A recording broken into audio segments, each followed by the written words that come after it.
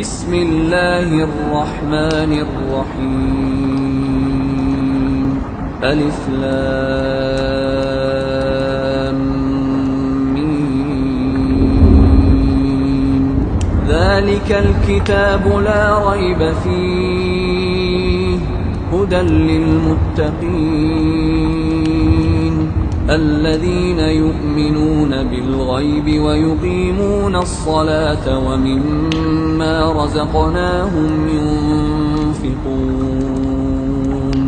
والذين يؤمنون بما أنزل إليك وما أنزل من قبلك وبالآخرة هم يوقنون